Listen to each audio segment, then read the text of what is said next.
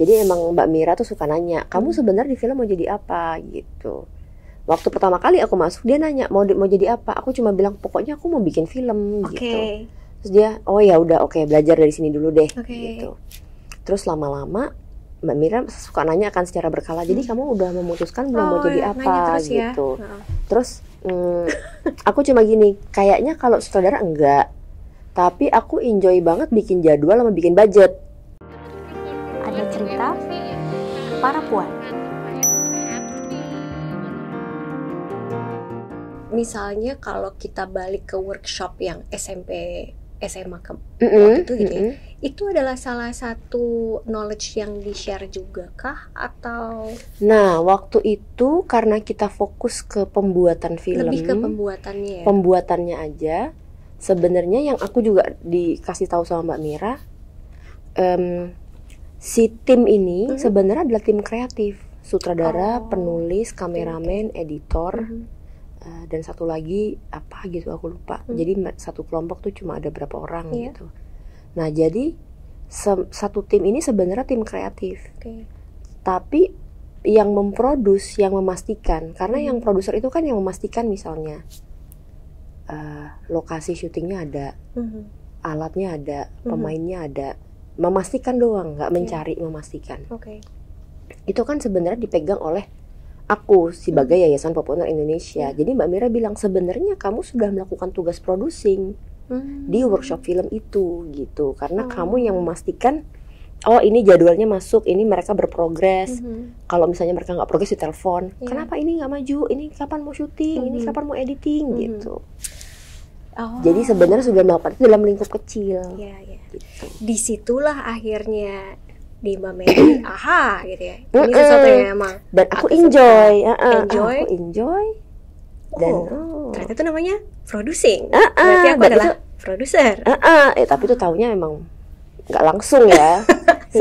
Setelah bekerja sama Mbak Mira beberapa saat baru oh gitu, gitu. Tapi pernah ada titik yang kok kayaknya aku pengen coba title atau posisi yang beda deh. Enggak sih. Iya, tetap di produser ya Mbak. Kalau menurut Mbak Meni sendiri banyak nggak sih kayak kan tadi Mbak Meni cerita waktu itu deket dengan anak-anak SMP SMA gitu ya. Dan sebagai produser itu kan Mbak tadi cerita bahwa Mbak harus ngelihat juga kayak di luar sana apa sih yang disukain sama masyarakat, apa sih yang disukain sama orang gitu ya. Sehingga akhirnya kita bisa menilai cerita juga mau dibuatnya seperti apa dan jalurnya harus lewat mana gitu. Kalau Mbak ngelihat seperti itu dan mungkin ketemu sama banyak orang yang pengen kerja di dunia film, menurut Mbak jalur untuk menjadi produser itu sesuatu yang kayak jalur itu luas, ada, accessible, atau kadang orang masih kurang paham, kurang tertarik sehingga, dan apakah juga jumlah produser, khususnya misalnya produser perempuan gitu ya, sedikitkah, banyakkah? Nah sebenarnya kalau kita bicara soal jalur masuk menjadi produser, jalurnya itu terbuka lebar. Siapapun bisa jadi produser. Tapi produser seperti apa? Kalau aku sudah melihat ada banyak sekali jenis produser di Indonesia dan juga di dunia gitu. Ada yang memang hands on banget kayak Mbak Mira yang aku pelajari dari beliau gitu, hands on banget sama semua prosesnya. Ada yang cuma concern nyariin duit aja. Ada yang justru concernnya tuh lebih ke pelaksanaan day to day di lapangan gitu. Tapi menurutku mungkin karena aku belajar dari Mbak Mira ya, aku merasa yang baik adalah yang bisa hands on di semua hal. Bisa megang budget, bisa megang schedule. Jadi walaupun budget dan scheduling itu biasanya line produser dan asrada, tapi si produser paham sehingga bisa mengawasi, bisa turun ke urusan cerita, bisa turun ke lapangan, bisa mencari uang, maksudnya yang all around gitu menurutku. Tapi mungkin itu karena aku belajarnya dari Mbak Mira ya, dan beliau melakukan itu semua gitu. Tapi ada begitu banyak jenis produser. di Indonesia. Makanya juga tidak jarang ada film-film yang produsernya lebih dari satu. Iya ya, kalau kita lihat di title gitu biasanya ada beberapa ya. Biasanya ada beberapa. Nah itu biasanya mereka bagi tugas. Karena mereka paham, oke, aku sukanya di sini, tapi aku nggak suka itu, kamu suka itu, ya udah kamu kerjain itu, aku kerjain ini. Gitu. Ada gitu juga, bisa begitu. Dan sebenarnya kalau banyak produser itu jadi harus manage satu kelompok ego lagi, Mbak. Sebenarnya iya. Iya ya. Sebenarnya iya. Kayaknya aku maunya gini gitu. Lebih susah mana sebenarnya, Mbak? Menurutku aku sih lebih senang menjadi produser utama sendirian. Bahwa aku nanti punya co-producer tuh lain lagi, bukan produser utama. Bahwa aku nanti punya co-producer itu nggak apa-apa. Gitu. Kalau soal ini mungkin agak membingungkan buat kawan puan karena memang produser itu udah banyak jenis. Ada eksekutif produser. Ya mereka tuh biasanya pihak-pihak yang memberi dana. Ada produser ini yang tadi yang all around merhatiin. Ada co-producer. Nah co-producer ini lain lagi. Co-producer tuh biasanya cuma punya tugas satu. Tugas mereka apa? Gitu. Nah mereka melakukan tugas itu saja. Tapi tetap dikepalai oleh si produser utama ini. Gitu. Ada yang namanya line producer. Line producer itu yang bertanggung jawab day to day di lapangan, yang ngurusin budget, ngurusin jadwal, ngurusin sewa mobil di mana, beli makan di mana, itu line producer. Jadi ada banyak sekali jenis produser dan biasanya orang kalau belum paham tuh memang bingung gitu. Yang mana sebenarnya gitu. Jadi semoga nggak bingung. Ini kesannya tuh kayak abis dikasih tahu kayak cocok banget kita bikin soal gitu ya. Jadi ada berapa produser, apa tugasnya masing-masing? Karena tadi penjelasannya ada ini, ada itu banyak. Makanya kita kalau ngeliat di credit title atau di opening kan suka ada ini. Mungkin sama juga kayak orang-orang awam di luar sana gitu yang kayak sebenarnya mereka jadi itu kerjanya apa ya? Namanya keluar lagi nih, itu dia kerjanya apa ya? Ternyata kayak yang tadi Mbak Meni jelasin. Betul. I see. Kalau soal produser perempuan, Mbak, kalau di Indonesia sebenarnya nggak kurang-kurang, banyak atau? Sebenarnya banyak, tapi belum cukup banyak menurutku. Patokanku adalah jadi di Indonesia itu ada 2 atau 3 organisasi profesi produser. Yang satu memang organisasi profesi namanya Aprofi. Ada 2 kalau nggak salah yang organisasinya itu bentuknya perusahaan. Perusahaan produksi film. Nah, kalau di Aprofi sendiri itu 50-50. 50% perempuan, 50% laki-laki. Sementara kalau di asosiasi lain itu sebagian besar masih laki-laki. Mbak. Jadi kalau kita ngelihatnya cuma Aprofi, kita bisa bilang udah balance. Tapi kalau kita ngelihat secara keseluruhan sebenarnya belum. Masih butuh banyak sekali produser perempuan gitu. Kenapa Mbak bilang masih butuh lebih banyak, Mbak? Karena gini, dunia film itu terus terang dunia yang sangat male. Karena krunya sebagian besar laki-laki. Sehingga suasana kerjanya itu cukup laki-laki banget gitu.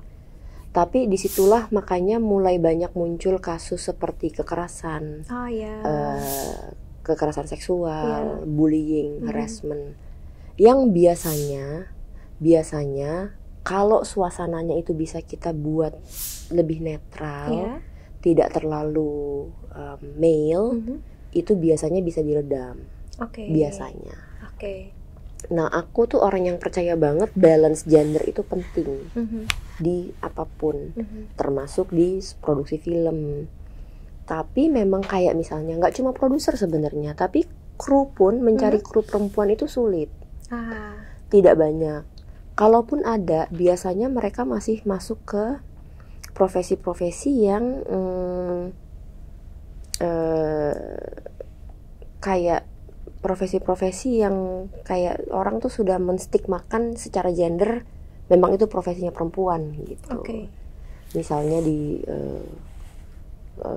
kostum atau di make up gitu, yang walaupun ini peran yang sangat penting ya, penting banget buat film gitu.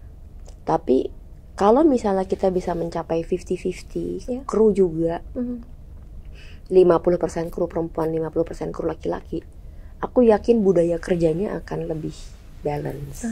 Dan itu jadinya salah satu pentingnya lebih banyak lagi produser perempuan, karena produser juga yang melakukan hiring tadi ya Mbak. Betul. Oke. Kalau itu kan dari sisi hiring dan misalnya kayak operasional di dalamnya gitu ya Mbak ya.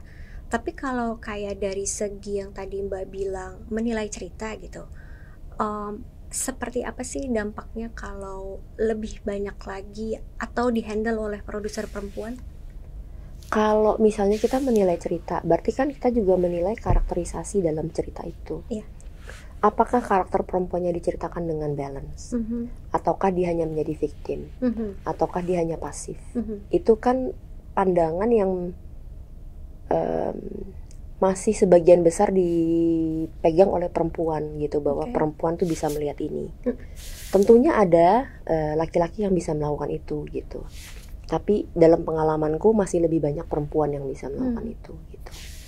Kalau misalnya Mbak terlibat gitu ya, misalnya dengan teman-teman beberapa produser kayak yang tadi Mbak cerita gitu, apakah pernah ngalamin kesusahan untuk masukin perspektif perempuan tadi?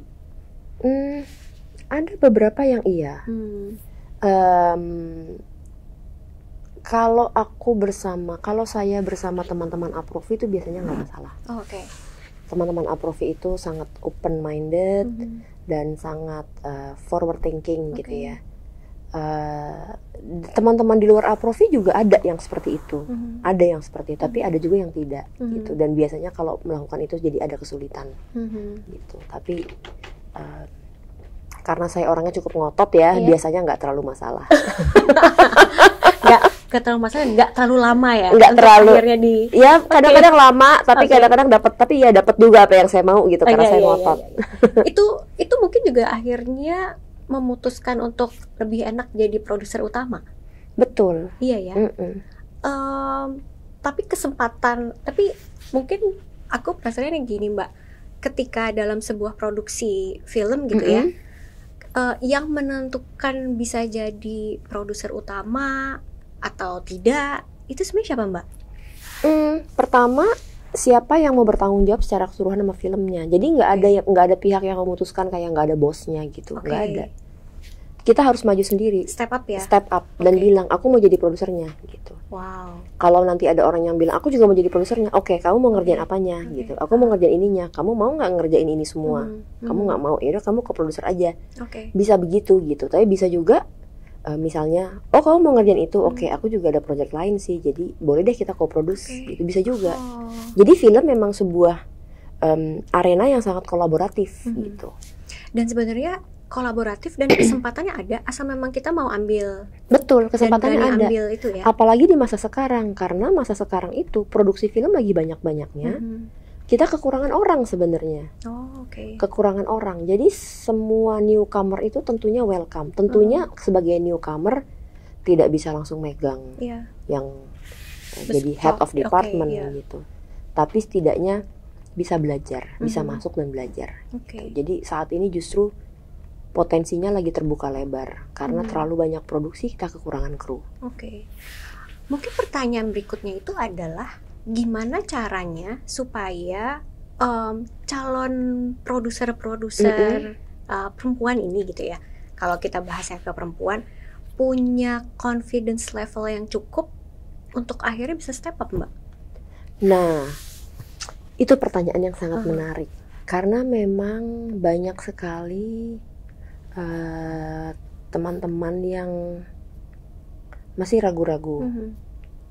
Tapi biasanya gini, bahkan kita harus tahu bahwa menjadi produser itu a part of it is like being a mother. Karena kita harus ngurusin semua dari awal sampai akhir. Dari lahir, dari hamil sampai lahir, sampai gede. Kita harus ngurusin semua. Jadi it's partly like being a mother. Mungkin karena saya ibu, saya ngeliatnya kayak gitu ya. Partly like being a mother. Jadi Saya cuma bisa mengencourage untuk jangan ragu-ragu, karena ini sesuatu yang memang gak gampang, tapi bisa kok gitu. Semua orang kalau mau belajar bisa kok gitu. Misalnya gini, kemarin aja tuh saya jadi mentor di sebuah workshop dokumenter. Di sebuah workshop dokumenter di Jogja, ada beberapa kelompok, sebagian besar produser perempuan. Dan semuanya baru. Semuanya baru. Dan ini film pendek, film dokumenter pendek. Semuanya baru. Dan saya melihat memang banyak yang masih ragu-ragu dan takut, sehingga sifatnya masih serving sutradara. Jadi kayak ya udah, saudaranya maunya apa, aku serving gitu. Tapi dengan obrolan-obrolan, dengan interaksi dan obrolan-obrolan sehari-hari, kadang-kadang mereka masih hubungin saya untuk konsultasi. Saya selalu berusaha mengencourage bahwa tugas kamu tuh lebih dari itu gitu. Produser tuh bukan pembantu gitu. Produser itu partner. Kita setara sama sutradara gitu. Kita bahu membahu. Jadi kalau kamu merasa posisi kamu di bawahnya, itu nggak bener gitu. Paling yang bisa saya lakukan itu mengencourage. Tapi memang belum ada program di Indonesia, belum ada program yang untuk mengencourage to step up. Kalau program workshop producing seperti apa itu udah ada. Udah ada. Nggak banyak sih, tapi ada. Tapi kalau untuk khusus untuk encouraging untuk step up itu memang belum ada sih. Paling yang bisa saya lakukan adalah kalau ketemu one on one ya. Dan itu pun kalau mereka bertanya ya? Itu pun kalau mereka reach out. Iya. Apakah karena mereka mungkin juga merasa mungkin emang sehari-harinya seperti ini, jadi akhirnya bisa jadi belum aware, bisa jadi awareness ke yang idealnya adalah yang tadi itu ya, kamu itu partner, itu juga belum jadi bahan diskusi, bahan ajar, bahan mungkin juga, mungkin gitu ya, Jangan-jangan itu juga sebabnya akhirnya ada sih produser perempuan, tapi jadinya kurang banyak. Mungkin juga, mungkin. Mbak.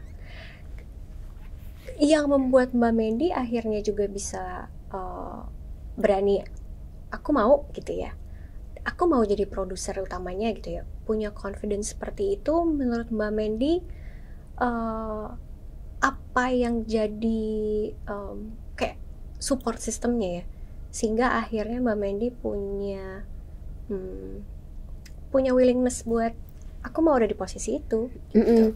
Sebenarnya itu juga bukan sesuatu yang mudah gitu buat saya. Waktu itu sempat ada keraguan-raguan, sempat ada merasa aku sanggup nggak ya, sempat begitu gitu. Tapi karena waktu itu pertama kali masuk ke industri film, saya jadi bertemu dengan teman-teman baik. Dan teman-teman baik ini semua yang meyakinkan gitu. Enggak, kamu bisa kok, coba kamu produce filmku deh. Gitu, misalnya. Gitu ya. Terus oke, coba. Terus ternyata bisa gitu. Tuh kan, kamu bisa kan. Jadi makin lama makin berani gitu. Tapi memang stepping up is always difficult untuk perempuan, karena kan bagaimana kita dididik ya. Kita dididik untuk lebih nerima dan tidak outspoken gitu. Jadi memang nggak mudah sih.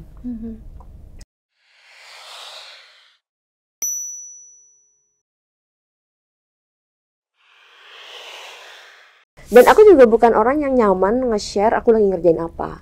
Kenapa Mbak? Nggak tahu, kayak merasa, karena gini, film itu kan punya hidupnya sendiri. Setiap film tuh punya hidupnya sendiri. Kadang-kadang ada film yang kita udah develop tahun ini, tahun lalu. Ada yang kita baru develop tahun ini, tapi yang tahun ini tuh lebih duluan selesai.